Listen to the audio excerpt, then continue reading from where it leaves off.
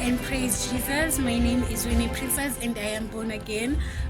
It is my heart to share what's abounding in this particular season, especially just for me. And one of the things that has been so constant in my heart since like the beginning of the year is the goodness of God, and the goodness of God is really constant. Like, we cannot question the goodness of God. It is not changing in seasons and in times. The nature of God remains that He is particularly good, and He is good for us.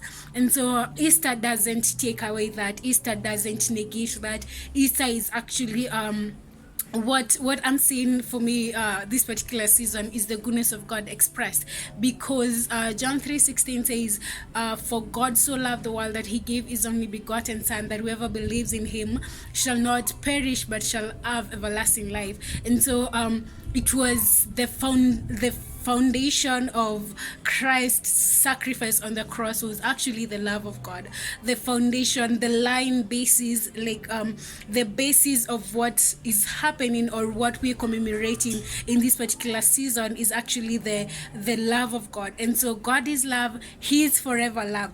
And so how do we receive this love? First, we believe that He's actually love, and two, we stay at the proper posture to receive that, because He has chosen to love us. Romans 5:8 says, while we were yet sinners, He loved us. And so the love of God is still constant, and Easter is God's goodness for us. Easter is God's goodness for everyone who calls themselves a Christian, for everyone who recognizes God as the sovereign one and the supreme one. And so this is an invitation. This is just an invitation that we're actually called to receive the more in God. And God is saying, you know what, guys, the banquet is prepared. I am inviting you guys to come and partake of it. And we are partaking because God is good. We have confidence that God is good.